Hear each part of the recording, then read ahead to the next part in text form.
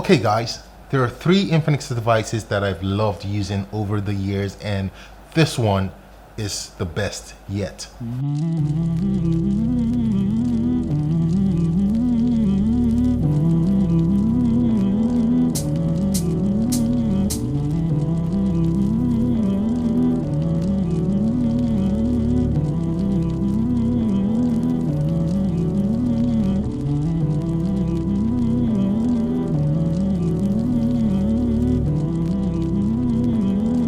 Now, I'm not just saying this out of the excitement for the Infinix S4, but everything has been refined on the Infinix S4. It just shouts refinement. And if I must be completely honest, this is the only Infinix device after the 05 and the Note 5 stylus that I've come to love. I've always had complaints about other Infinix devices in the past, from things like the bloatware apps and the laggy launcher to just the overall jumbled up designs. And I've constantly talked about using a lot of white space and clean lines to have a visually appealing OS. And it seems like Infinix has finally listened. They've cleaned up XOS and it looks like what I'd like to use on a daily basis.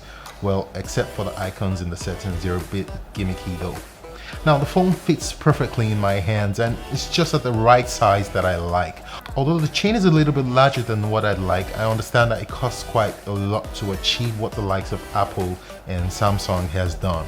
So in line with Infinix trying to put out devices that are affordable in the African market, just don't expect those chains to go super tiny anytime soon. You can be rest assured that if Infinix decides to put in the technology to reduce that chain, it's probably going to cost you more. This phone rocks, and one such place where I'm absolutely blown is in the battery life. Guys, I couldn't kill this thing no matter what I did. This is a confirmed 2-day battery smartphone. There was a night where I played YouTube videos for over 3 hours and I just lost about 15% of battery life. I mean, what? That's absolutely incredible. Screen on time usually hangs between 6 to 7 hours and you'll still be left with about 20 to 25% of battery life at the end of the day. Now, if you don't understand what this means, it means you can rest your mind about the battery life on this smartphone.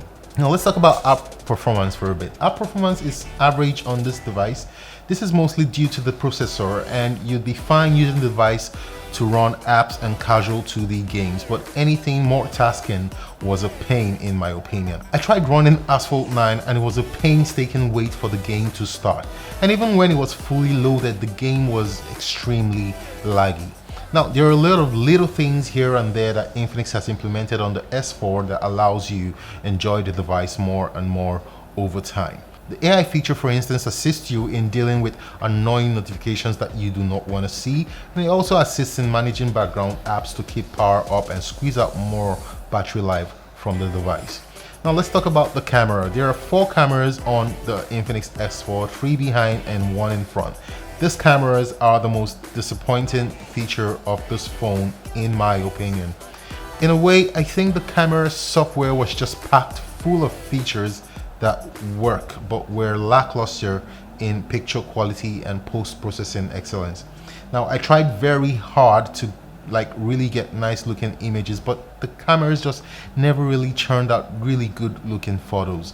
Now don't get me wrong, I like this phone and I mean a lot, but I'm not super pumped on the images that it puts out.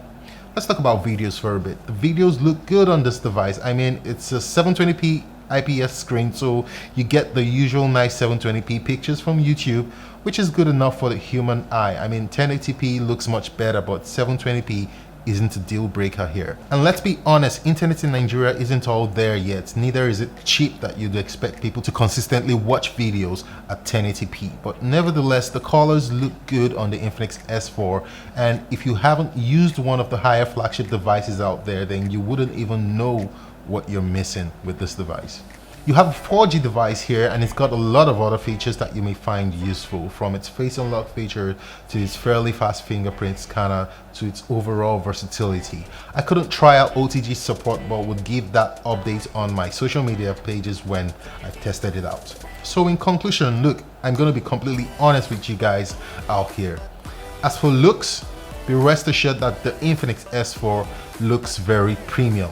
is well built and will give you the stares that come with a good looking device. I'm a UI and UX guy, and I can boldly say that Infinix has stepped up their game in the UI and UX on this device. It looks absolutely clean and much more usable compared to the previous iterations of XOS. The settings menu has been cleaned up considerably and it looks just nice. Now the Infinix S4 seems to be coming from a place of the Infinix team realizing that they have to improve their game or be swallowed up by other brands, and I think they might have just saved themselves with this one. I'm not going to read out the specs for this device in this video. I've done that in my previous video. You can click for that over here.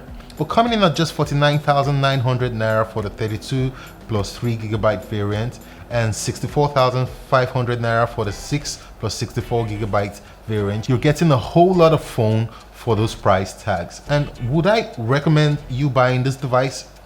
Well, my answer is take a trip to a local store, play with the device a little, and decide if my view of it being a lot of phone for the price tag is true.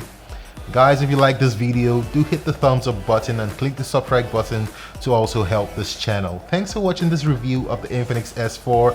If you have any questions, please feel free to ask them in the comment section or via my social media pages. It's at Henry Nyo on Instagram, Twitter, and Facebook. Until I come your way again next week, peace.